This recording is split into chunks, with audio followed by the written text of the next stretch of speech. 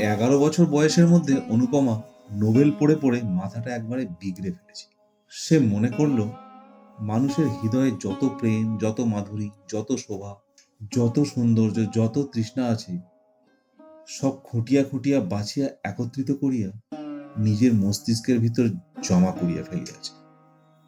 মানুষের স্বভাব, মানুষের চরিত্র তাহার নখদর্পণে হইয়াছে।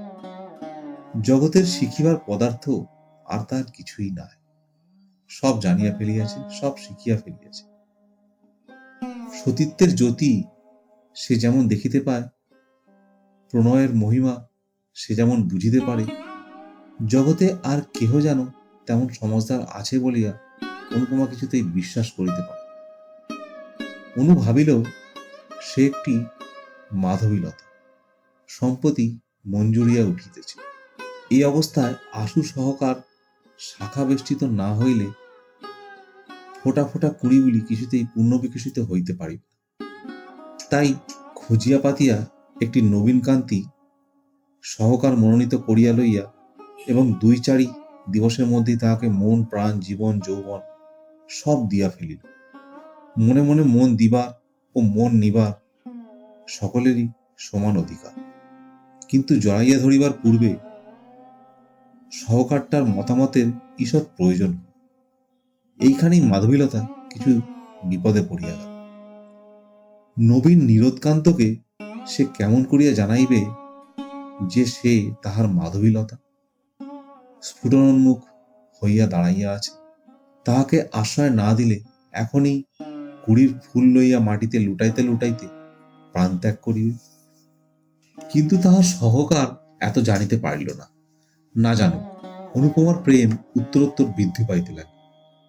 অমৃতে গরল, সুখে দুঃখে, প্রণয়ে বিচ্ছেদে চিরপ্রসিদ্ধ। 2-4 দিবসে অনুপমা বিরহ ব্যথায় জর্জরিত তনু হইয়া মনে মনে বলিল, স্বামী, তুমি আমাকে লও বা না লও, ফিরিয়া চাহো বা না চাহো, আমি তোমার চিরদাসী। প্রাণ যায় তাহাও স্বীকার, কিন্তু তোমাকে কিছুতেই ছাড়িতে পারিব না। এই জন্মে না পাই, আর জন্মে নিশ্চয়ই পাইব। তখন দেখিবে সতী শব্দের ক্ষুদ্র বাহুতে কত বল। অনুপমা বড়লোকের মেয়ে। বাটি সংলগ্ন উদ্যানও আছে, মনোরম সরোবরও আছে।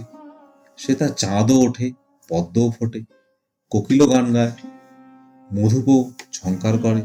এইখানে সে ঘুরিয়া ফিরিয়া বিরহ ব্যথার অনুভব করিতে লাগে। এলো চুল করিয়া, অলঙ্কার খুলিয়া ফেলিয়া, গাত্রে ধূলি মাখিয়া, প্রেমের যোগিনী সাজিয়া সরসীর জলে কখনো মুখ দিতে লাগিল, কখনো নয়ন জলে ভাসাইতে লাগিল, গোলাপ পুষ্পে চুম্বন করিতে লাগিল, কখনো অঞ্চল পাতিয়া তরুতলে সহন করিয়া হা হুতাশ ও দীর্ঘশ্বাস ত্যাগ করিতে লাগিল। আহারে তাহার রুচি নাই, সহনে ইচ্ছা নাই, সাজসজ্জায় বিষম বিরাগ, গল্পগুজবে রীতিমতো বিরক্তি। অনুপমা দিন দিন শুকাইতে লাগিল। দেখিয়া শুনিয়া অনুজননী মনে মনে প্রমাদ গণিলেন।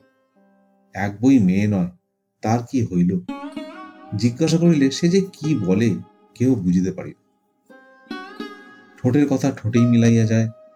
অনুর জননী এক দিবস জগবন্ধুকে বলিলেন, ওগো, একবার কি চেয়ে দেখবে না, তোমার একটি বই মেয়ে নয়, সে যে বিনি চিকিৎসায় মারা যায়। জগবন্ধুবাবু বিস্মিত হইয়া বলিলেন, ওর হলো কি? তা জানি নে। ডাক্তার আসিয়া দেখিয়া শুনিয়া বলিলেন, অসুখ বিসুখ কিছু নয়। তবে এমন হয়ে যায় কেন? জগবন্ধু বিরক্ত হইয়া বলিলেন, তা কেমন করে জানবো? তবে মেয়ে আমার মরে যাক, এ তো বড় মুশকিলের কথা। জ্বর নেই, বালাই নেই, শুধু যদি মরে যায় তো আমি কি ধরে রাখতে পারবো? গৃহিণী শুষ্ক মুখে বধূমাতার নিকট ফিরিয়া আসিয়া বলিলেন, বৌমা, অনু আমার এমন করে বেড়ায় কেন? কেমন করে জানবো মা? তোমাদের কাছে কিছু বলে না? কিচ্ছু না। গৃহিণী প্রায় কাঁদিয়া ফেলিলেন। তবে কি হবে? না খেয়ে না শুয়ে এমন করে সমস্ত দিন বাগানে ঘুরিয়া বেড়ালে কদিন আর বাঁচবে? তোরা বাছা যা হোক একটা বিহিত করে দে, না হলে বাগানের পুকুরে একদিন ডুবে মর। বড় বউ কিছুক্ষণ ভাবিয়া চিন্তিয়া বলিল, দেখে শুনে একটা বিয়ে দাও, সংসারের ভার পড়লে অমনি সব সেরে যাবে। বেশ কথা, তবে আজই একথা আমি কর্তাকে জানাব। কর্তা কথা শুনিয়া অল্প হাসিয়া বলিলেন, কলিকাল, দাও, বিয়েই দাও, দেখো যদি ভালো হয়। পরদিন ঘটক আসিল। অনুপমা বড়লোকের মেয়ে, তাহাতে রূপবতী। পাত্রের জন্য ভাবিতে হইল। 1 সপ্তাহের মধ্যেই ঘটক ঠাকুর পাত্র স্থির করিয়া জগবন্ধুকে সংবাদ দিল। কর্তা একথা গৃহিণীকে জানাইলেন, গৃহিণী বড়বউকে জানাইলেন। ক্রমে অনুপমাও শুনিল। 2-1 দিন পরে একদিন দ্বিপ্রহরের সময় সকলে মিলিয়া অনুপমার বিবাহের গল্প করিতেছিল। এমন সময় সে এলো চুলে আলুথালু বসনে একটা শুষ্ক গোলাপ ফুল হাতে করিয়া আসিয়া দাঁড়াইল। অনুর জননী কন্যাকে দেখিয়া ঈষৎ হাসিয়া বলিলেন, মা যেন আমার যোগিনী সেজেছে। বড় বউ ঠাকুরনও একটু হাসিয়া বলিলেন, বিয়ে হলে সব কোথায় চলে যাবে, 2-1টা ছেলে হলে তার কথাই না। অনুপমা চিত্তার পিতার ন্যায় সকল কথা শুনিতে লাগিল। বউ আবার বলিল, মা, ঠাকুরজির বিয়ের দিন কবে ঠিক হলো? দিন এখনো কিছু ঠিক হয়নি। ঠাকুর জামাই কি পড়েন? এইবার বিয়ে দেবেন। তবে তো বেশ ভালো বল। তারপর একটু হাসিয়া ঠাট্টা করিয়া বলিল, দেখতে কিন্তু ভালো না হলে ঠাকুরজির আমার পছন্দ হবে না। কেন পছন্দ হবে না? জামাই আমার বেশ দেখতে। এইবার অনুপমা একটু গ্রীবা বক্র করিয়া ঈষৎ হাসিয়া হেলিয়া পদনখ দিয়া মৃত্তিকা খনন করিবার মতো করিয়া খুনিতে খুনিতে বলিল, আমি বিবাহ করিব না। জননী ভালো শুনিতে না পাইয়া জিজ্ঞাসা করিলেন, কি মা? বড় বউ অনুপমার কথা শুনিতে পাইয়াছে। সে খুব জোরে হাসিয়া উঠিয়া বলিল, ঠাকুরজি বলছে ও কখনো বিয়ে করবে না। বিয়ে করবে না? না, না করুক গে। অনুর জননী মুখ টিপিয়া একটু হাসিয়া চলিয়া গেল। গৃহিণী চলিয়া যাইলে বড়বধূ বলিল, তুই বিয়ে করবি না? অনুপমা পূর্বমত গম্ভীর মুখে বলিল, কিচ্ছুতেই না। কেন? যাকে তাকে গছিয়ে দেওয়ার নামই বিয়ে নয়। মনের মিল না হলে বিয়ে করাই ভুল। বড় বউ বিস্মিত হইয়া অনুপমার মুখপানে চাহিয়া রহিল। বলিল, গছিয়া দেওয়া আবার কি ল? গছিয়া দেবে না তো কি? মেয়ে মানুষ দেখে শুনে পছন্দ করে বিয়ে করবে? নিশ্চয়। তবে তোর মতে আমার বিয়েটাও ভুল হয়ে গেছে। বিয়ের আগে তো তোর দাদার নাম পর্যন্ত আমি শুনিনি। সবাই কি তোমার মতো? বউ আর একবার হাসিয়া বলিল, তোর কি তবে মনের মানুষ কেউ জুটেছে নাকি? অনুপমা বধূ ঠাকুরানীর সহাস্য বিদ্রুপের মুখখানি পূর্বাপেক্ষা চতুর্গুণ গম্ভীর করিয়া বলিল, বউ, ঠাট্টা করছো নাকি? এখন কি বিদ্রুপের সময়? কেন লো? হয়েছে কি? তবে শোনো। অনুপমার মনে হইল তাহার সম্মুখে তাহার স্বামীকে বধ করা হইতেছে। সহসা কতুলখাঁর দুর্গে বধমঞ্চে সম্মুখে বিমলা ও বীরেন্দ্র সিংহের দৃশ্য তাহার মনের মধ্যে ভাসিয়া উঠিল। অনুপমা ভাবিল, তাহারা যাহা পারে সে কি তাহা পারে না? সতী স্ত্রী জগতে কখনো কাউকে ভয় করে?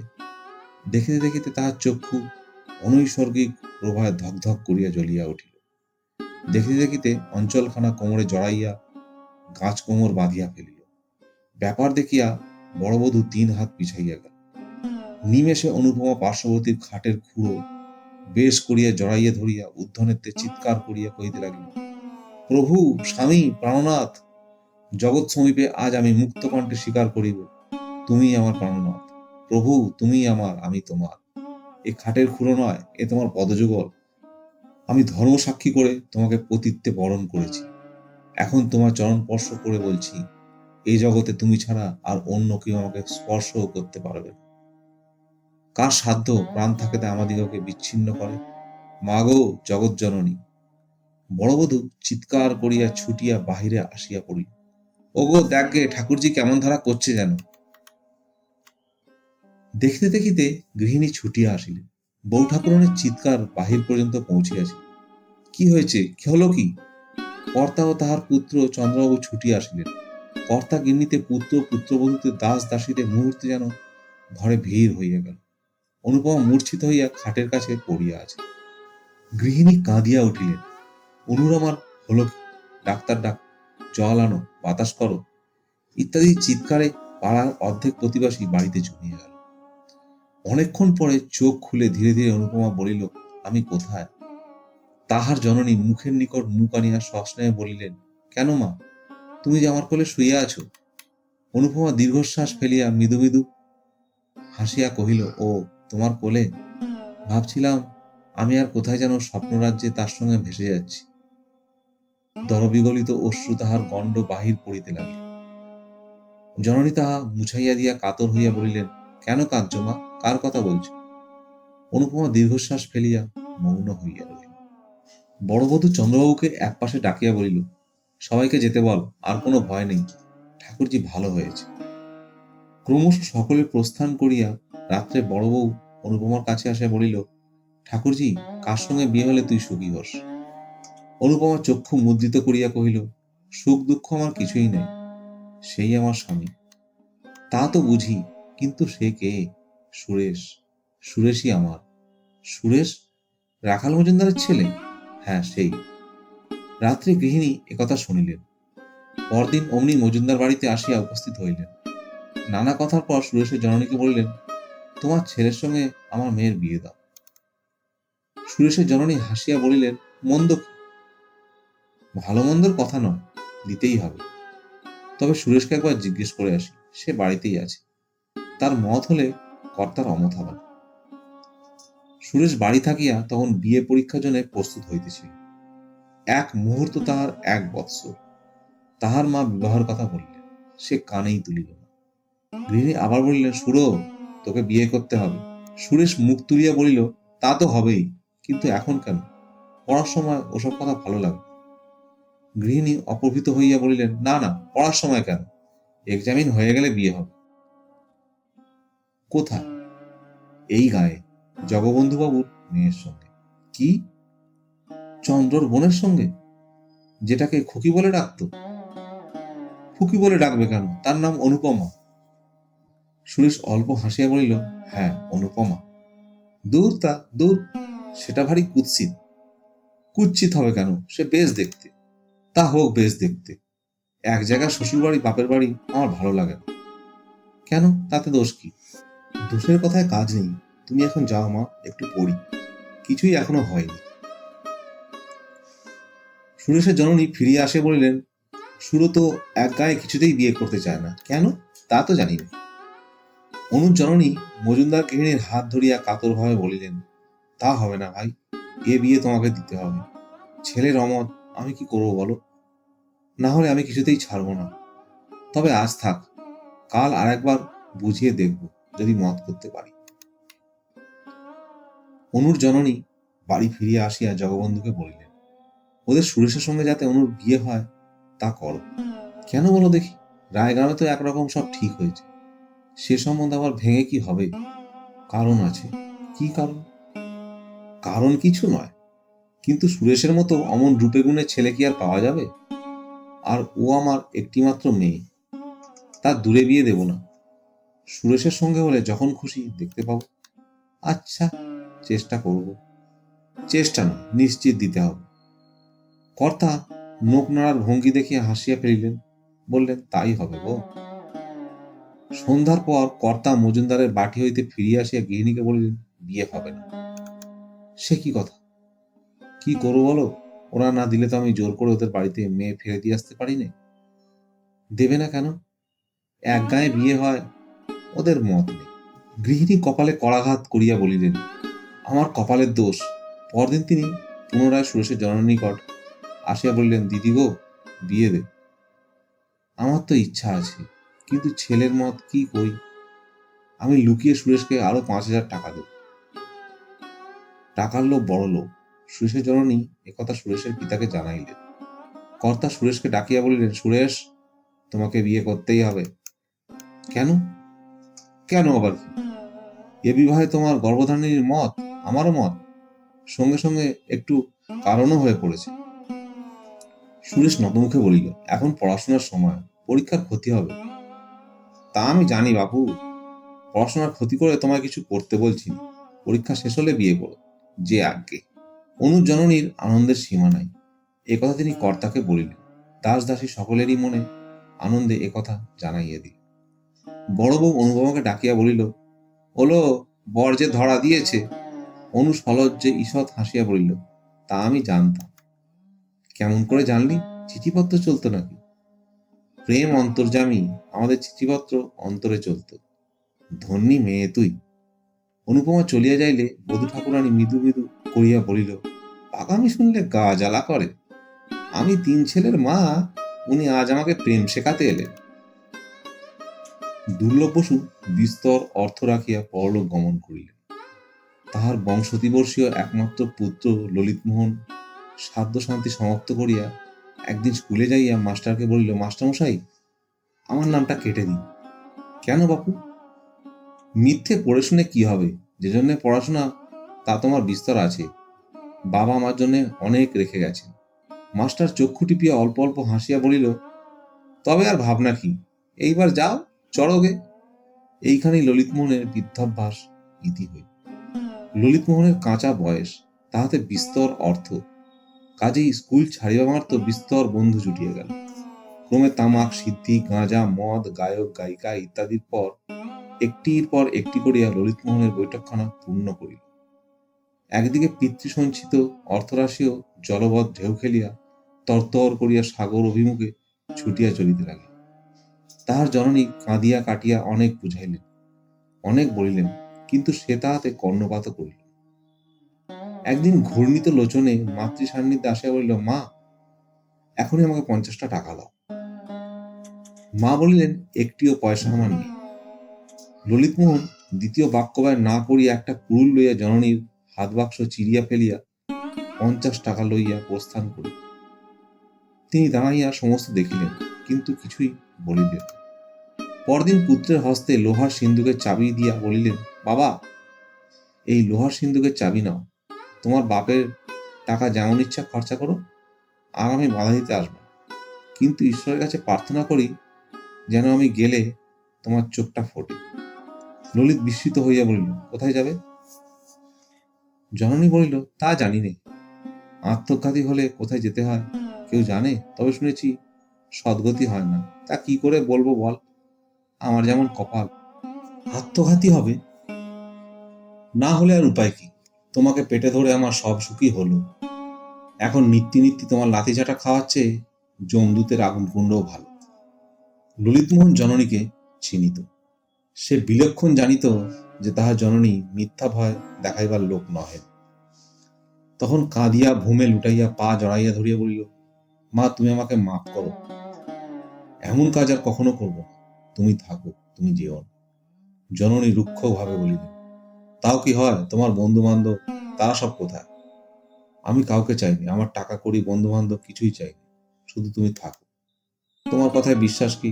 কেন মা, আমি তোমার মন্দ সন্তান? তাহলে অবিশ্বাসের কাজ কি কখনো করেছি? তুমি এখন থেকে ইচ্ছা সুখে যা দেবে তার অধিক 1 পয়সা চাব। ইচ্ছা সুখে তোমাকে 1 পয়সাও দিতে ইচ্ছা হয় না, কেননা 1 বৎসর 1.5 বৎসরের মধ্যে তুমি যত টাকা উড়িয়েছ তার অর্ধেকও কখনো তোমার জীবনে উপার্জন করতে পারবে না। তুমি আমাকে কিচ্ছু দিও না। জননী কোমল হইলেন, না, অতটা তোমার সবে না। আমিও তা ইচ্ছে করিনি। মাসে 100 টাকা পেলে তোমার চলবে কি? স্বচ্ছন্দে। তবে তাই হোক। 2-1 দিনের মধ্যেই তার বন্ধু বান্ধবরা একে একে সরিয়া পড়িতে লাগিল। ললিতমোহন 2-1 জনের বাটিতে ডাকিতে গেল। কেউ বলিল, কাল যাব, কেউ বলিল, আজ কাজ আছে। ফলত কেহই আসিল না। এখন সে সম্পূর্ণ একা। একা মদ খায়, একা ঘুরিয়া বেড়ায়। একবার মনে করিল মদ আর খাইবে না, কিন্তু সময় কিরূপে কাটিবে? কাজেই মদ ছাড়া হইল না। একটা পথে সে প্রায় ঘুরিয়া বেড়াইতে লাগল। এ পথটা জগবন্ধুবাবুর বাগানের পার্শ্ব দিয়া অপেক্ষাকৃত নির্জন বলিয়া মদ খাইয়া এখানে বেড়াইয়া অধিক সুখ হইত। মাতাল বলিয়া তাহার গ্রাম্য অক্ষেপ। কাহারও বাড়িতে যাওয়া ভালো দেখায় না, কাজেই মদ খাইয়া নিজের সঙ্গে নিজে বেড়াইতে লাগিল। আজকাল তাহার একজন সঙ্গী জুটিয়াছে, সে অনুপমা। আসিতে যাইতে সে প্রায়ই দেখে তাহারই মতো অনুপমা বাগানের ভিতর ঘুরিয়া ঘুরিয়া বেড়ায়। অনুপমাকে সে বাল্যকাল হইতে দেখিয়া আসিতেছে, কিন্তু আজকাল তাহাতে যেন একটু নতুনত্ব দেখিতে পায়। জগবন্ধুর বাগানের প্রাচীরের এক ভগ্ন অংশ ছিল, সেইখানে একটা গাছের পাশে দাঁড়াইয়া দেখে অনুপমা উদ্যানময় ঘুরিয়া বেড়াইতেছে। কখনো বা তরুতলে বসিয়া মালা গাঁথিছে, কখনো বা ফুল তুলিতেছে। এক এক সময় সরসীর জলে পদদ্বয় ডুবাইয়া বালিকা সুলভ ক্রিয়া করিতেছে। দেখিতে তাহার বেশ লাগে। ইতস্তত বিক্ষিপ্ত চুলগুলি, অযত্ন রক্ষিত দেহতল, আলুথালু বসন ভূষণ ও সকলের উপর মুখখানি তাহার মদের চোখে একটি পদ্মফুলের মতো বোধ হইল। মাঝে মাঝে তাহার মনে হয় জগতে সে অনুপমাকে সর্বাপেক্ষা অধিক ভালোবাসে। রাত্রি হইলে বাড়িতে গিয়া শয়ন করে। যতক্ষণ নিদ্রা না হয় ততক্ষণ অনুপমার মুখখানেই তাহার মনে পড়ে।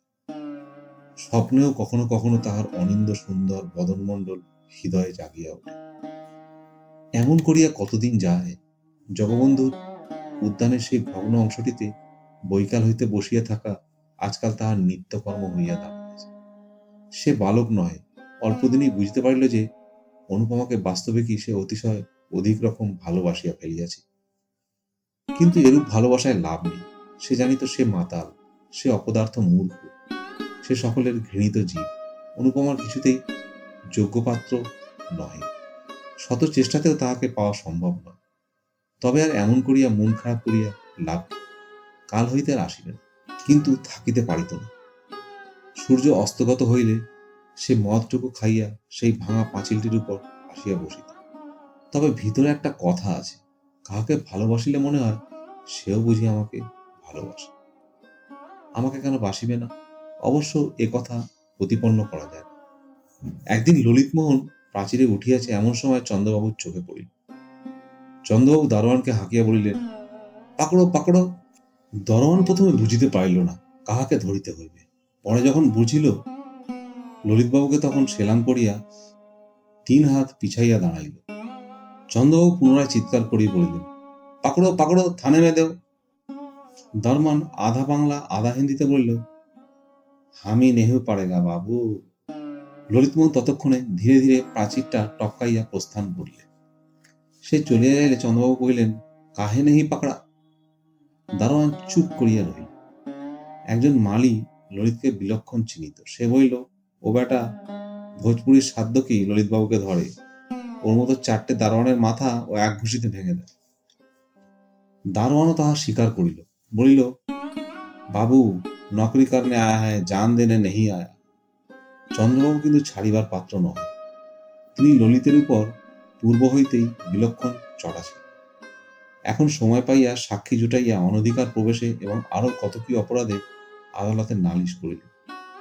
জগবন্ধুবাবু ও তাহার স্ত্রী উভয়ে এই মকদ্দমা করিতে নিষেধ করিলেন, কিন্তু চন্দ্রনাথ কিছুতেই শুনিলেন না। বিশেষ মর্মপীড়িতা অনুপমা জিদ করিয়া বলিল যে পাপীকে শাস্তি না দিলে তাহার মন কিছুতেই সুস্থির হইবে না। ইন্সপেক্টর বাড়িতে আসিয়া অনুপমার এজাহার লইল। অনুপমা সমস্তই ঠিক ঠিক বলিল। শেষে এমন দাঁড়াইল যে ললিতের জননী বিস্তার অর্থ ব্যয় করিয়া পুত্রকে কিছুতেই বাঁচাইতে পারিলেন না। 3 বছর ললিতমোহনের সশ্রম কারাবাসের আদেশ হইল। বিয়ে পরীক্ষার ফল বাহির হইয়াছে। সুরেশচন্দ্র মজুমদার একেবারে প্রথম হইয়াছে। গ্রামময়ের সুখ্যাতির একটা রই রই শব্দ পড়িয়া গিয়েছে। অনুপমা জননীর আনন্দের সীমা নেই। আনন্দে সুরেশের জননীকে গিয়া বলিলেন, নিজের কথা নিজে বলতে নেই, কিন্তু দেখো দেখি আমার মেয়ের পয়। সুরেশের মা সহাস্যে বলিলেন, তা তো দেখছি। একবার বিয়ে হোক, তারপর দেখিস তোর ছেলে রাজা হবে। অনু যখন জন্মায় তখন একজন গণৎকার এসে গুণে বলেছিলেন যে ওই মেয়ে রানী হবে। অত সুখে কেউ কখনো থাকেনি, থাকবে না যত সুখ তোমার মেয়ের হবে। কে বলেছিল? একজন সন্ন্যাসী। কিন্তু তুমি তোমার জামাইকে একখানা বাড়ি কিনে দিও। তা দেব না? চন্দ্রকে আমি পেটের ছেলে বলেই জানি, কিন্তু অনুরত কর্তার অর্ধেক বিষয় পাওয়া উচিত। আমি বেঁচে থাকলে তা পাবেও। তাই হোক, ওরা রাজরানী হোক, সুখে থাক, আমরাও যেন দেখে মরি। 2 দিন পরে রাখাল মজুমদার পুত্রকে ডাকিয়া বলিলেন, এই বৈশাখে তোমার বিবাহের দিন স্থির করিলাম। এখন বিবাহ হয় আমার একেবারে ইচ্ছা নেই। কেন? আমি স্কলারশিপ পেয়েছি, তাতে আমি ইচ্ছা করলে বিলেতে গিয়ে পড়তে পারি। তুমি বিলেত যাবে? ইচ্ছা আছে। পড়ে পড়ে তোমার মাথা খারাপ হয়ে গিয়েছে। অমন কথা মুখে আর এনো না। বিনা পয়সায় যখন এ সুবিধা পেয়েছি তখন দোষ কি? রাখালবাবু এ কথার একেবারে অগ্নিশর্মা হইয়া উঠিলেন। নাস্তিক বেটা, দোষ কি? পরের পয়সা যদি বিষ পাওয়া যায় তাও খেতে হবে নাকি? সে কথা এ কথায় অনেক প্রভেদ। প্রভেদ আর কোথায়? একদিকে জাত খোয়ানো, ম্লেচ্ছ আর অপরদিকে বিষভোজন ঠিক এক নয় কি? চুল চুল মিলে গেল নাকি? সুরেশ আর কোনো প্রতিবাদ না করিয়া নিরুত্তরে প্রস্থান করিল।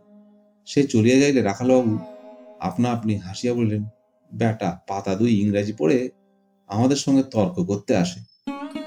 কেমন কথাটা বললাম? পরের পয়সায় বিষ পেলে কি আর খেতে হবে? বাছাধনমা দ্বিতীয় কথাটি বলতে পারল না। এ অকাট্য যুক্তি কেউ কাটতে পারে? বিবাহের সমস্ত পাকা রকম স্থির হইয়া যাইলে বড়বধূ একদিন অনুপমাকে বলিলেন, কি লো, বরের সুখ্যাতি যে গামে ধরে না? অনুপমা মৃদু মৃদু হাসিয়া বলিল, যার সতীসদ্ধি স্ত্রী জগতে তার সকল সুখের পথই উন্মুক্ত থাকে। তবু তো এখনো বিয়ে হয়নি লো। বিবাহ আমাদের অনেকদিন হয়েছে, জগৎ জানে যে বটে, কিন্তু অন্তরে অন্তরে বিবাহ আমাদের অনেকদিন আগেই হয়ে গেছে। জগৎ জানে না বটে, কিন্তু অন্তরে অন্তরে বহুদিন আমাদের পূর্ণমিলন হয়ে গিয়েছে। বড়বধূ অল্প হাসিল, ওষ্ঠ ঈষৎ কুঞ্চিত করিয়া একটু থামিয়া বলিলেন, এ কথা আর কোথাও বলিস নে যেন। আমরা বুড়ো মাগি, আমাদের বলা তো দূরে থাক, এমন ধরা শুনলেও লজ্জা করে। সব কথায় তুই যেন থিয়েটারের অ্যাক্টও করতে থাকিস। এমন করে লোকে তোকে পাগল বলবে যে। আজ 5ই বৈশাখ। অনুপমার বিবাহ উৎসবের আজ গ্রামটা তোলপাড় হইতেছে। জগবন্ধুবাবুর বাড়িতে আজ ভিড় আর ধরে না। কত লোক যাইতেছে, কত লোক হাঁকাহাঁকি করিতেছে, কত খাওয়ান দাওয়ান, ঘটা, কত বাজনা, বাদ্যের ধুম। যত সন্ধ্যা হইয়া আসিতে লাগিল, ধুমধাম ততই বাড়িতে লাগিল। সন্ধ্যা লগ্নেই বিবাহ, এখনই বর আসিবে। সকলেই উৎসাহে আগ্রহে উন্মুখ হইয়া আছে। কিন্তু বর কোথায়? রাখালবাবুর বাড়িতে সন্ধ্যার প্রাক্কালই কলরব বাঁধিয়া উঠিয়েছে। সুরেশ গেল কোথায়?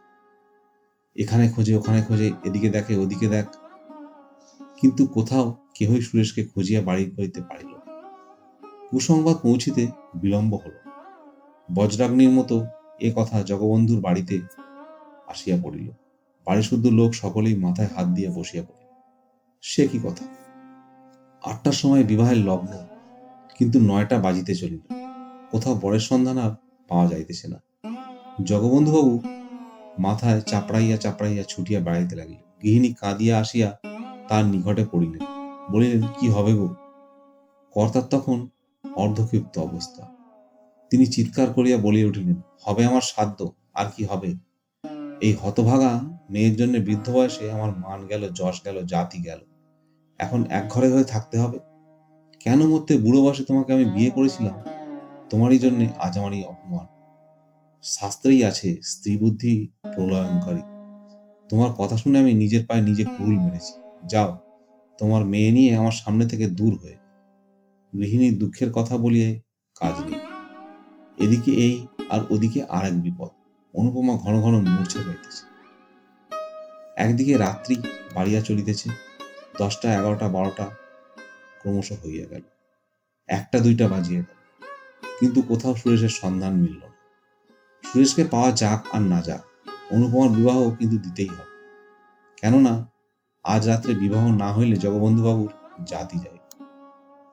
রাত্রি আন্দাজ 3টের সময় 50 বছর বয়সী কাশরোগী রামদুলাল দত্তকে পাড়ার 5 জন জগবন্ধুর হিতৈষী বন্ধু বরবেশে খাড়া করিয়া লইয়া আসিল।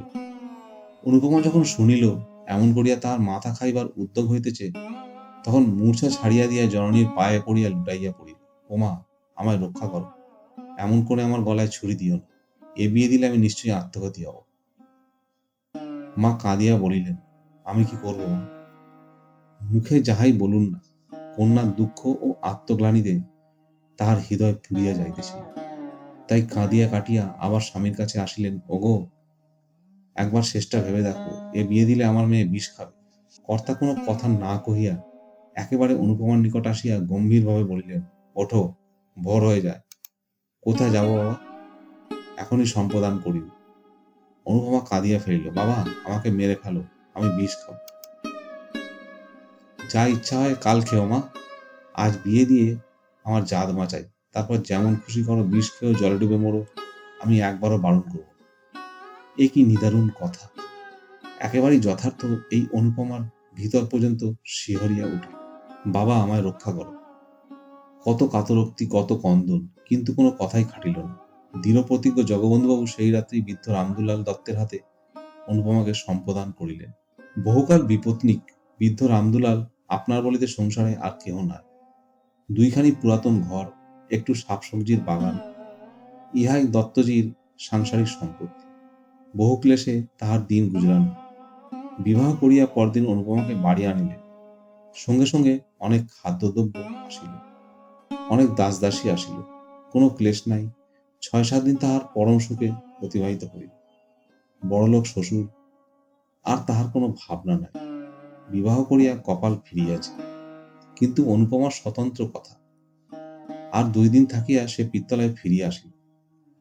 তখন তাহার মুখ দেখিয়া দাসদাসীরাও গোপনে চক্ষু মুছিল। বাড়ি গিয়া প্রাণত্যাগ করিব, এ পরামর্শ অনুপমা স্বামী ভবন হইতে স্থির করিয়া রাখিয়াছিল। এইবার যথার্থ মরিবার বাসনা হইয়াছে। অনেক রাত্রে সকলে নিদ্রিত হইলে সে নিঃশব্দে খিড়কির দ্বার খুলিয়া বাগানের পুষ্করিণীর সোপানে আসিয়া বসিল। আজ তাহাকে মরিতে হইবে, মুখের মরা নয়, কাজের মরা, মরিতেই হইবে। অনুপমার মনে পড়িল আর একদিন সে যে এইখানে মরিতে গিয়েছিল, সেও অধিক দিন নয়। কিন্তু তখন মরিতে পারে নাই, কেননা একজন ধরিয়া ফেলিয়াছিল। আজ সে কোথায়? জেলখানায় কয়েদ খাটিতেছে। কোন অপরাধে? শুধু বলিতে আসিয়াছিল যে সে তাহাকে ভালোবাসে।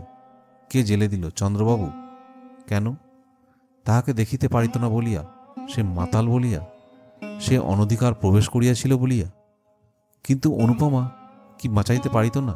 পারিত, কিন্তু তাহা সে করে নাই, বরং জেলে দিতে সহায়তা করিয়াছে।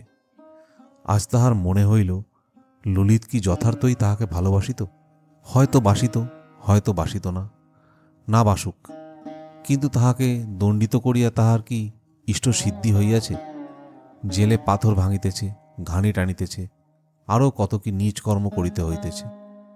ইহাতে হয়তো চন্দ্রবাবুর লাভ হইয়াছে, কিন্তু তাহার কি? সে দণ্ডিত না হইলে কি তাহাকে পাইতে পারিত? যিনি এখন মনের আনন্দে নিজের উন্নতির জন্যে জাহাজে চড়িয়া বিলাত যাইতেছেন, অনুপমা সেইখানে বসিয়া বহুক্ষণ ধরিয়া কাঁদিয়া তাহার পর জলে নামিল। এক হাঁটু, এক বুক গলা করিয়া ক্রমশ ডুবন জল আসিয়া পড়িল। আধ মিনিট সময় জলতলে থাকিয়া অনেকটা জল খাইয়া সে আবার উপরে ভাসিয়া উঠিল, আবার ডুব দিল, আবার ভাসিয়া উঠিল। সে সাঁতার দিতে জানিত, তাই সমস্ত পুষ্করিণীটা তন্ন তন্ন খুঁজিয়াও কোথাও ডুবন জল মিলিল না। অনেকবার ডুব দিল, অনেক জলও খাইল, কিন্তু একবার ডুবিয়া যাইতে কিছুতেই পারিল না। সে দেখিল মরিতে স্থির সংকল্প হইয়াও ডুব দিয়া নিঃশ্বাস আটকাইয়া আসিবার উপক্রম হইলেই নিঃশ্বাস লইতে ওপরে ভাসিয়া উঠিতে হয়। এইরূপে পুষ্করিণীটা সাঁতার কাটিয়া প্রায় নিশা শেষে যখন সে তাহার ক্লান্ত অবসন্ন নির্জীব দেহখানা কোনরূপে টানিয়া আনিয়া সোপানের উপর ফেলিল, দেখিল যে কোনো অবস্থায়, যে কোনো কারণেই হোক, এমন করিয়া একটু একটু করিয়া প্রাণ পরিত্যাগ করা বড় সহজ কথা নহে। পূর্বে সে বিরহ ব্যথায় জর্জরিত হইয়া দিনে শতবার করিয়া মরিতে যাইত। তখন ভাবিত প্রাণটা রাখা না রাখা নায়ক নায়িকার একেবারে মুঠোর ভিতরে। কিন্তু আজ সমস্ত রাত্রি ধরিয়া প্রাণটার সহিত ধস্তাধস্তি করিয়াও সেটাকে সে বাহির করিয়া ফেলিতে পারিল না। আজ সে কিছুক্ষণ বুঝিল তাহাকে জন্মের মতো বিদায় দেওয়া তার 11 বর্ষীয় বিরহ ব্যথার কুলাইয়া ওঠে না। ভোরবেলায় যখন সে বাড়ি আসিল, তখন তার সমস্ত শরীর শীতে কাঁপছে। মা জিজ্ঞেস করিলেন, অনু, এত ভোরে নিয়ে এলি মা? অনু ঘাড় নাড়িয়ে জানাইল, হ্যাঁ। এদিকে দত্ত মহাশয় একরূপ চিরস্থায়ী রূপে শ্বশুর ভবনে আশ্রয় লইয়াছেন। প্রথম প্রথম জামাই আদর তাহার কতকটা মিলিত, কিন্তু ক্রমশ তাহাও কম হইয়া আসিল। বাড়িশুদ্ধ কেহই প্রায় তাহাকে আর দেখিতে পারে না। চন্দ্রবাবুর প্রতি কথায় তাহাকে ঠাট্টা বিদ্রূপ অপদস্থ লাঞ্ছিত করেন। একে তো চন্দ্রবাবুর হিংসা, তার কারণ যাহাতে আবার অকর্মণ্য জামতা বলিয়া জগবন্ধুবাবু কিছু বিষয় আশয় দিয়া যাইবেন বলিয়াছেন। অনুপমা কখনো আসে না, শাশুড়ি ঠাকুরানীও কখনো সে বিষয়ে তত্ত্ব লন না। তথাপি রামদুলালের মনের আনন্দে দিন কাটিতে লাগিল। যত্ন আত্মীয়তা তিনি বড় একটা ধার ধারিতেন না, যাহা পাইতেন তাহাতেই সন্তুষ্ট থাকিতেন। তাহার উপর দুবেলা পারিতোষজনক আহার জুটিতেছে, বৃদ্ধাবস্থায় দত্তমশাই ইহাই যথেষ্ট বলিয়া মনে করিয়া মানিয়া লইতেন। কিন্তু তাহার সুখভোগ করিবার অধিক দিনও আর বাকি ছিল না। একে জীর্ণশীর্ণ শরীর, তাহার উপর পুরাতন সখা কাশরোগ অনেকদিন হইতে তাহার শরীরে আশ্রয় গ্রহণ করিয়া বসিয়া আছে। প্রতি বৎসরই শীতকালে তাহাকে স্বর্গে লইয়া যাইবার জন্য টানাটানি করিত। এবারেও শীতকালে ভীষণ টানাটানি করিতে লাগিল। জগবন্ধুবাবু দেখিলেন রামদুলালের অস্থিমজ্জায় প্রতি গ্রন্থিতে ছড়াইয়া পড়িয়াছে যক্ষা। পাড়াগাঁয়ের চিকিৎসা হইবে না জানিয়া কলিকাতায় পাঠাইয়া দিলেন। সেখানে কিছুদিন সুচিকিৎসার পর সতীশব্দী অনুপমার কল্যাণে 2 বছর ঘুরিতে না ঘুরিতে সদানন্দ রামদুলালের সংসার ত্যাগ করিলেন। তথাপি অনুপমা একটু কাঁদিল। স্বামী মরিলে বাঙালির মেয়েকে কাঁদিতে হয়, তাই কাঁদিল। তাহার পর স্বইচ্ছায় সাদা পড়িয়া সমস্ত অলঙ্কার খুলিয়া ফেলিল। জননী কাঁদিতে কাঁদিতে বলিলেন, অনু, তোর তো এ বেশ আমি চোখে দেখতে পারবো না, অন্তত হাতে একজোড়া বালাও রাখ। তা হয় না, বিধবার অলঙ্কার পরতে নেই। কিন্তু তুই তো কচি মেয়ে, তা হোক। বাঙালির মেয়ে বিধবা হইলে কচি বুড়ো সমস্ত এক হইয়া যায়। জননী আর কি বলিবেন, শুধু কাঁদিতে লাগিলেন। অনুপমার বৈধব্য লোকে নতুন করিয়া শোক করিল না। 2-1 বৎসরে সে বিধবা হইবে তা সকলেই জানিত। কেহ বলিল, মরার সঙ্গে বিয়ে দিলে কি আর সধবা থাকে? কর্তাও একথা জানিতেন, গৃহিণীও বুঝিতেন, তাই শোকটা নতুন করিয়া হইল না। যাহা হইবার তাহা বিবাহরাত্রেই হইয়া গিয়েছে। স্বামীকে ভালোবাসিত না, জানিল না, শুনিল না। তথাপি অনুপমা কঠোর বৈধব্যব্রত পালন করিতে লাগিল। রাত্রে জলস্পর্শ করে না, দিনে 1 মুষ্টি স্বহস্তে সিদ্ধ করিয়া লয়। একাদশীর দিন নিরম্বু উপবাস করে। আজ পূর্ণিমা, কাল অমাবস্যা, পরশু শিবরাত্রি, এমনি করিয়া মাসের পর মাস, দিনের পর দিন সে কিছু খায় না। কেহ কোনো কথা বলিলে বলে, আমার ইহকাল গিয়েছে, এখন পরকালের কাজ করিতে দাও। কিন্তু এত সহিবে কেন? উপবাস অনিয়মে অনুপমা শুকাইয়া অর্ধেক হইয়া গেল। দেখিয়া দেখিয়া গৃহিণী ভাবিলেন, এইবার সে মরিয়া যাইবে। কর্তাও ভাবিলেন তাহার বড় বিচিত্র নয়। তাই একদিন স্ত্রীকে ডাকিয়া বলিলেন, অনুর আবার একটা বিয়ে দিই। গৃহিণী বিস্মিত হইয়া জিজ্ঞেস করিলেন, তাহা কি হয়? ধর্ম যাবে যে? অনেক ভেবে দেখলুম, 2 বার বিবাহ দিলেই ধর্ম যায় না। বিবাহের সঙ্গে ধর্মের সঙ্গে এ বিষয়ে কোনো সম্বন্ধ নেই, বরং নিজের কন্যাকে এমন করে খুন করিলেই ধর্মহানির সম্ভাবনা। তবে দাও। অনুপমা একথা শুনিয়া ঘাড় নাড়িয়া দৃঢ়স্বরে বলিল, তা হয় না। কর্তা তখন নিজে ডাকিয়া বলিলেন, খুব হয় মা, তাহলে আমার ইহকাল পরকাল 2 কালই গেল। কিছুই যায় নাই, কিছুই যাবে না, বরং না হইলে যাবার সম্ভাবনা। মনে করো তুমি যদি গুণবান প্রতিলাভ করো, তাহাতে 2 কালেরই কাজ করতে পারবে। একা কি হয় না? না মা, না মা, একা হয় না। অন্তত বাঙালি ঘরের মেয়ের দ্বারা হয় না। ধর্মকর্মের কথা ছেড়ে দিয়ে সামান্য কোনো একটা কর্ম করিতে হইলে তাদিকে অন্যের সাহায্যের গ্রহণ করতে হয়। স্বামী ভিন্ন তেমন সাহায্য আর কে করতে পারে বলো? আরও কি দোষে তোমার এত শাস্তি? অনুপমা নতমুখে বলিল, আমার পূর্বজন্মের ফল। গোড়া হিন্দু জগবন্ধুবাবু কর্ণে এ কথাটা খট করিয়া লাগিল। কিছুক্ষণ স্তব্ধ থাকিয়া বলিলেন, তাই যদি হয়, তবুও তোমার একজন অভিভাবকের প্রয়োজন। আমাদের অবর্তমানে কে তোমাকে দেখবে? দাদা দেখবেন? ঈশ্বর না করুন, কিন্তু সে যদি না দেখে, সে তোমার মায়ের পেটের ভাই নয়। বিশেষ আমি যতদূর জানি তার মনও ভালো নয়। অনুপমা মনে মনে বলিল, তখন বিষ খাবো। আরও একটা কথা আছে অনু, পিতা হলেও সে কথাটা আমার বলা উচিত। মানুষের মন সবসময় যে ঠিক একরকমই থাকবে তা কেউ বলতে পারে না। বিশেষ যৌবনকালের প্রবৃত্তিগুলি সর্বদা বশ রাখতে মুনি ঋষিরাও সমর্থ হন না। কিছুকাল নিস্তব্ধ থাকিয়া অনুপমা কহিল, জাত যাবে যে? না মা, জাত যাবে না, এখন আমার সময় হয়ে আসছে, চোখও ফুটছে। অনুপমা ঘাড় নাড়িল, মনে মনে বলিল, তখন জাত গেল আর এখন যাবে না? যখন চক্ষুকর্ণ বন্ধ করে তোমরা আমাকে বলিদান দিলে, তখন একবারও ভাবলে না কেন আজ আমারও চক্ষু ফুটেছে, আমিও ভালোরূপ প্রতিশোধ দেব। কোনরূপে তাহাকে টলাইতে না পারিয়া জগবন্ধু বলিলেন, তবে মা তাই ভালো, তোমার ইচ্ছার বিরুদ্ধে আমি বিবাহ দিতে চাই না। তোমার খাবার পরবার ক্লেশ না হয় তা আমি করে যাব। তারপর ধর্মে মন রেখে যাতে সুখী হতে পারো করো। 3 বৎসর পরে খালাস হইয়াও ললিতমোহন বাড়ি ফিরিল না।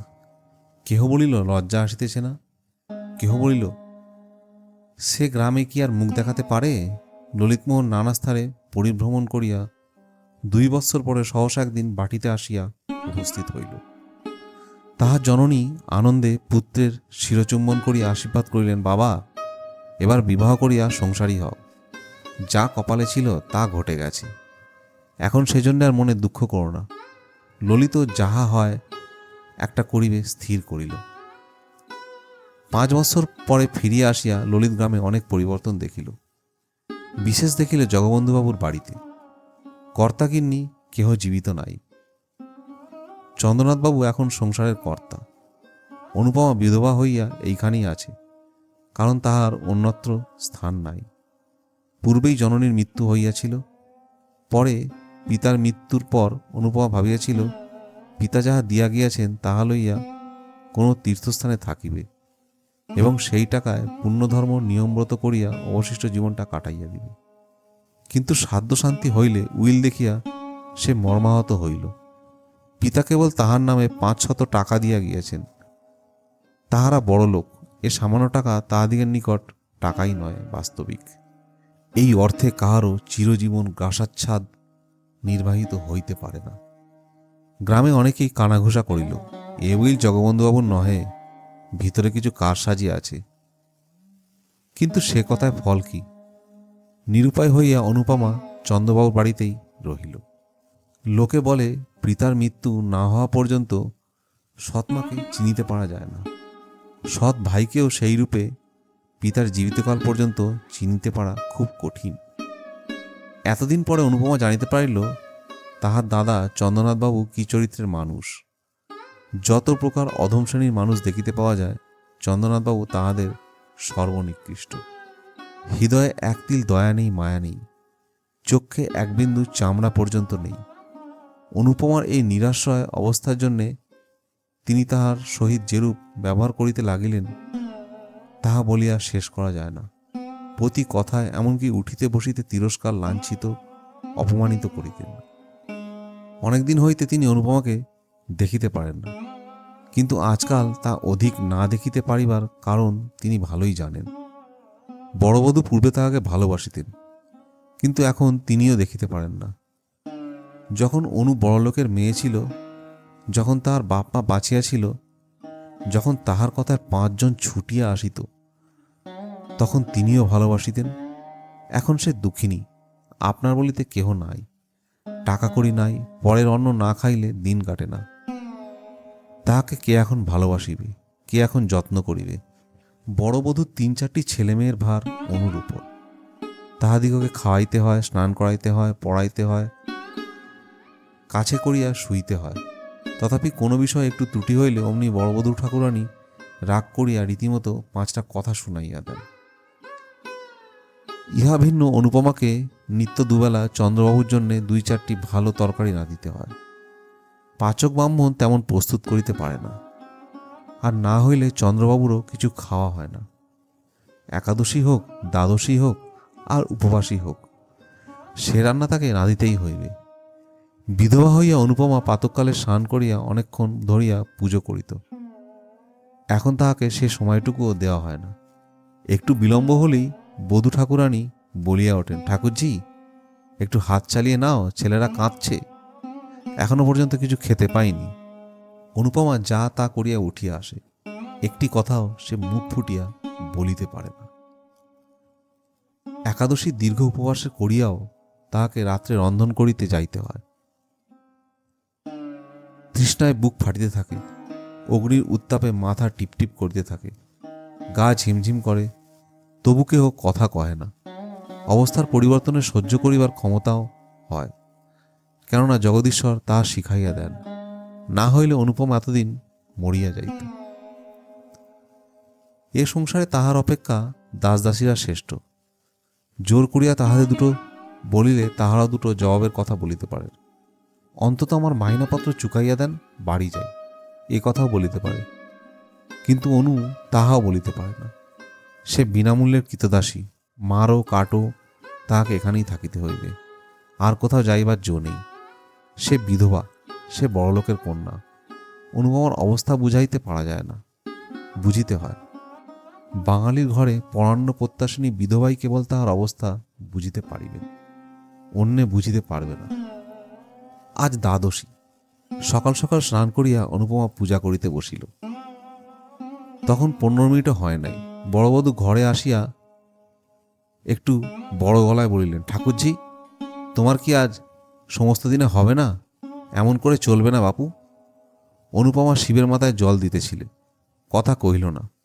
বড়বধূ 10 মিনিট পরে পুনরায় ঘুরিয়া আসিয়া সেইখানেই চিৎকার করিতে লাগিলেন, অত পুণ্যি ছলার আঁটবে না গো, অত পুণ্যি করো না। আর অত পুণ্যি ধর্মের শখ থাকতে তো বনে জঙ্গলে গিয়ে করোগে, সংসারে থেকে অত বাড়াবাড়ি সইতে পারা যায় না। তথাপি অনুপমা কথা কহিল না। বড় বউ দ্বিগুণ চেঁচাইয়া উঠিলেন, বলি কেউ খাবে দাবে না? অনুপমা হস্তস্থিত বিল্লপত্র নামাইয়া রাখিয়া বলিল, আমার অসুখ হয়েছে, আজ আমি কিছু পারবো না। পারবে না কেন? আমি ছাড়া কি লোক নেই? ঠাকুরের কি হলো? তার জ্বর হয়েছে, আর উনি ঠাকুরের রান্না খেতে পারেন? না পারেন তুমি রাঁধোগে? আমি রাঁধব? মাথার যন্ত্রণায় প্রাণ যায়। একটা কবিরাজ 24 ঘন্টা আমার পিছনে লেগে আছে, আর আমি আগুনের তাতে যাব? অনুপমা জ্বলিয়া উঠিল, বলিল, তবে সবাইকে উপোস করতে বলোগে। তাই যাই, তোমার দাদাকে একথাটা জানাই গে। আর তোমার অসুখ হবে কেন? এই নেয়ে ধুয়ে এলে, এখনই গিলবে কুটবে, আর বড় ভাইকে একটু রেঁধে খাওয়াতে পারো না? না, পারি নে বড় বউ। আমি তোমাদের কোনো বাঁধি নই যে মুখে যা আসবে তাই বলবে। আমি এসব কথা দাদাকে জানাবো। বড় বউ মুখভঙ্গি করিয়া বলিল, তাই জানাও গে, তোমার দাদা এসে আমার মাথাটা কেটে নিয়ে যাক। অনুপমা কিছুক্ষণ স্তব্ধ হইয়া রহিল, তারপর বলিল, তা জানি, দাদা ভালো হলে আর তোমার এত সাহস হতো না। কেন, তিনি করেছেন কি? খেতে দিচ্ছেন, পড়তে দিচ্ছেন, আর কি করবেন? সত্যি সত্যিই তো আর তোমাকে তাড়িয়ে দিয়ে তোমার মাথায় করে রাখতে পারবেন না। এই জন্যে আর মিছে রাগ করলে চলবে কেন? সব বস্তুরই সীমা আছে, অনুপমারও সহিষ্ণুতার সীমা আছে। এতদিন সে যাহা বলে নাই তাহা আজ বলিয়া ফেলিল। বলিল, দাদা আমাকে খাওয়াবেন পড়াবেন কি?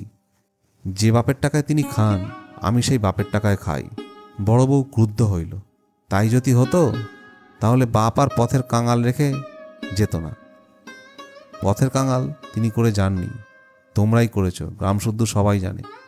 তিনি আমাকে নিঃসম্বল করে যায়নি। সে টাকা দাদা চুরি না করলে আজ আমাকে তোমার মুখ নাড়া খেতে হতো না। বড়বধূর মুখ প্রথমে শুকাইয়া গেল, কিন্তু পরক্ষণেই দ্বিগুণ তেজে জ্বলিয়া উঠিল। গ্রামশুদ্ধ সবাই জানে উনি চোর, তবে একথা তাকে জানাবো, জানিও, আর বলো যে পাপের ফল তাকে পেতেই হবে। সেই দিন এমনই গেল। অবশ্য কথা চন্দ্রবাবু শুনিতে পাইলেন, কিন্তু কোনরূপ উচ্চবাচ্য করিলেন না। চন্দ্রবাবুর সংসারে ভোলা বলিয়া একজন ছোঁড়া মতো ভৃত্য ছিল। 5-6 দিন পরে চন্দ্রবাবু একদিন তাহাকে বাটির ভিতরে ডাকিয়া আনিয়া বেদম প্রহার করিতে লাগিলেন। চিৎকার শব্দে অন্যান্য দাসদাসীরা ছুটিয়া আসিল। তখনও অসম্ভব মার চলিতেছে। অনুপমা ঘরের ভিতর পূজা করিতেছিল। পূজা ফেলিয়া সেও ছুটিয়া আসিল। ভোলার নাক মুখ দিয়ে তখনও রক্ত ছুটিতেছিল। অনুপমা চিৎকার করিয়া উঠিল, দাদা করো কি, মরে গেল যে? চন্দ্রবাবু খিচিয়ে উঠলেন, আজ বেটাকে একেবারে মেরে ফেলব, তোকেও সঙ্গে সঙ্গে মেরে ফেলতাম, কিন্তু শুধু মেয়ে মানুষ বলে তুই বেঁচে গেলি। আমার সংসারে এত পাপ আমি বরদাস্ত করব না। বাবা তোকে 500 টাকা দিয়ে গেছেন, তাই নিয়ে তুই আজ আর বাড়ি থেকে দূর হয়ে যা।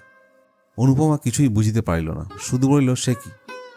কিছুই নয়, আজ টাকা নাও, নিয়ে ভোলার সঙ্গে দূর হয়ে যাও, বাইরে গিয়ে যা খুশি করোগে। অনুপমা সেইখানেই মূর্ছিত হইয়া গেল।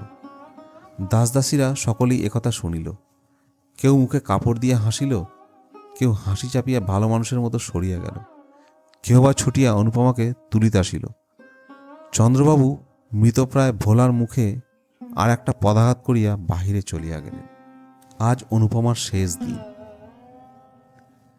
এ সংসারে সে আর থাকিবে না। জ্ঞান হইয়া অবধি সে সুখ পায় নাই। ছেলেবেলায় ভালোবাসিয়াছিল বলিয়া নিজের শান্তি নিজে ঘুচাইয়াছিল। অতিরিক্ত বাড়াবাড়ি করিয়াছিল বলিয়া বিধাতা তাকে একতিল সুখ দেন নাই। যাহাকে ভালোবাসিত মনে করিত তাহাকে পাইল না।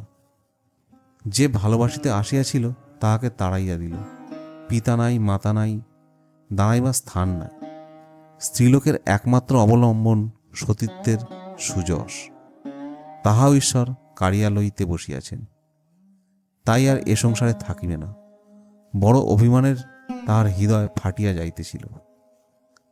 নিস্তব্ধ নিদ্রিত কৌমুদী রজনীতে খিড়কির দ্বার খুলিয়া আবার বারবার 3 বার পুষ্করিণীর সেই পুরাতন সোপানে আসিয়া উপবেশন করিল। এবার অনুপমা চালাক হইয়াছে। আরবার সন্তরণ শিক্ষাটা তাহাকে মরিতে দেয় নাই, কিন্তু এবার তাহা বিফল করিবার জন্যে কাকে কলসি লইয়া আসিয়াছেন। এবার পুষ্করিণীর কোথাও ডুবন জল আছে, তাহার বাহির করিয়া লইবে। এবার নিশ্চয়ই ডুবিয়া মরিবে। মরিবার পূর্বে পৃথিবীকে বড় সুন্দর দেখায়। ঘর বাড়ি, আকাশ, মেঘ, চন্দ্র, তারা, জল, ফুল, লতা, বৃক্ষ সব সুন্দর হইয়া ওঠে। যেদিকে চাও সেদিকেই মনোরম বোধ হয়। সব যেন অঙ্গুলি তুলিয়া বলিতে থাকে, মরিও না, দেখো কত সুখে আছি। তুমিও সহ্য করিয়া থাকো, একদিন সুখী হইবে। না হয় আমাদের কাছে এসো, আমরা তোমাকে সুখী করিব। অনর্থক বিধাতা দত্ত আত্মাকে নরকে নিক্ষেপ করিও না। মরিতে আসিয়া মানুষ তাই অনেক সময় ফিরিয়া যায়। আবার যখন ফিরিয়া দেখে জগতে তাহার একতিল সুখ নেই, অসীম সংসারে দাঁড়াইবার এক বিন্দু স্থান নেই, আপনার বলিতে একজনও নাই, তখন আবার মরিতে চাহে। কিন্তু পরক্ষণেই কে যেন ভিতর হইতে বলিতে থাকে, ছি ছি, ফিরিয়া যাও, এমন কাজ করিও না। মরিলেই কি সকল দুঃখের অবসান হইল? কেমন করিয়া জানিলে ইহা অপেক্ষা আরও গভীর দুঃখ পতিত হইবে না? মানুষ অমনি সংকুচিত হইয়া পশ্চাতে হাঁটিয়া বেড়ায়। অনুপমার কি আর এসব কথা মনে হইতেছিল না? কিন্তু অনুপমা তবুও মরিবে, কিছুতেই আর বাঁচিবে না। পিতার সকল কথা মনে হইল, মাতার কথা মনে হইল, সঙ্গে সঙ্গে আরেকজনের কথা মনে হইল। যাহার কথা মনে হইল সে ললিত। যাহারা তাকে ভালোবাসিত তাহারা সকলেই একে একে চলিয়া গিয়েছে। শুধু একজন এখনো জীবিত আছে। সে ভালোবাসিয়াছিল, ভালোবাসা পাইতে আসিয়াছিল, হৃদয়ের দেবী বলিয়া পূজা দিতে আসিয়াছিল। অনুপমা সে পূজা গ্রহণ করে নাই এবং অপমানিত করিয়া তাড়াইয়া দিয়েছিল। শুধু কি তাই, জেলে পর্যন্ত দিয়েছিল। ললিত সেখানে কত ক্লেশ পাইয়াছিল, হয়তো অনুপমাকে কত অভিসম্পাত করিয়াছিল। তাহার মনে হইল নিশ্চয়ই সেই পাপেই এত ক্লেশ, এত যন্ত্রণা। সে ফিরিয়া আসিয়াছে, ভালো হইয়াছে, মদ ছাড়িয়াছে, দেশের উপকার করিয়া আবার যশ কিনিতেছে। সে কি আজও তাহাকে মনে করে? হয়তো করে, হয়তো বা করে না। কিন্তু তাহাতে কি? তাহার যে কলঙ্ক রটিয়াছে, তিনি কি তাহা শুনিয়াছেন?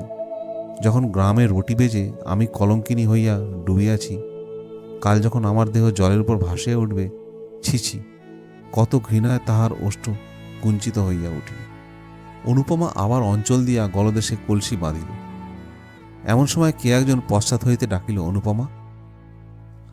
অনুপমা চমকাইয়া ফিরিয়া দেখিল একজন দীর্ঘকৃতি পুরুষ স্থির হইয়া দাঁড়াইয়া আছে। আগন্তুক আবার ডাকিল। অনুপমার মনে হইল যে এ স্বর আর কোথাও শুনিয়াছে, কিন্তু স্মরণ করিতে পারিল না, চুপ করিয়া রহিল। অনুপমা, আত্মহত্যা করো না। অনুপমা কোনো কালেই বীরানত লজ্জাবতী লতা নয়। সে সাহস করিয়া বলিল, আমি আত্মহত্যা করব।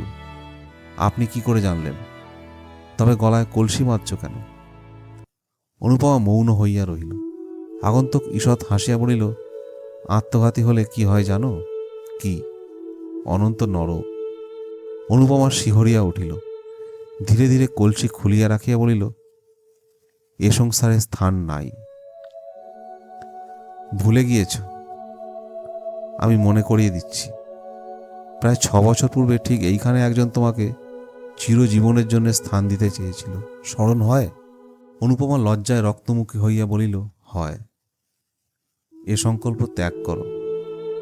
আমার কলঙ্ক রটেছে, আমার বাঁচা হয় না। মরিলেই কি কলঙ্ক যায়?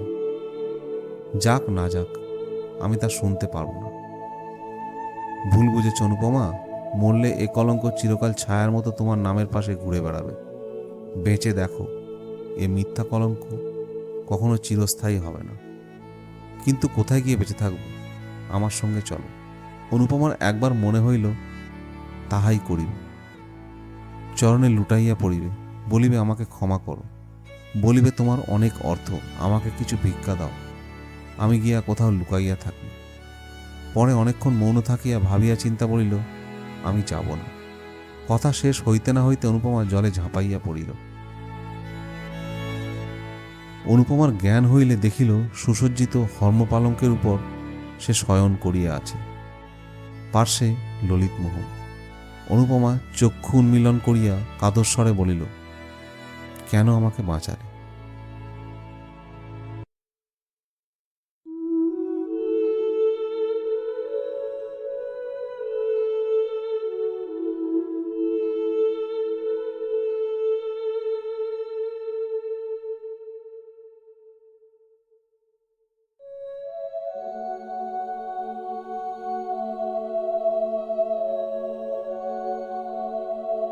গল্প এখানেই শেষ নয়, সামনে আরও চমক আছে। পরবর্তী ভিডিওতে দেখা হবে, সঙ্গে থাকুন।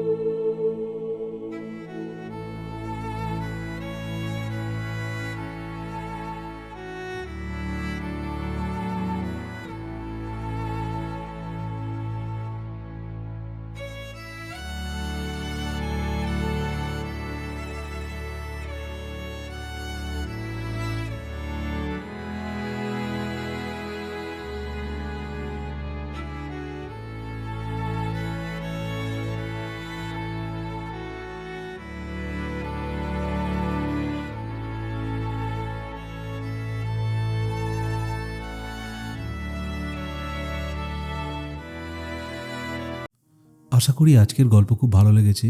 গল্প ভালো লাগলে লাইক, শেয়ার, সাবস্ক্রাইব করতে ভুলবেন না।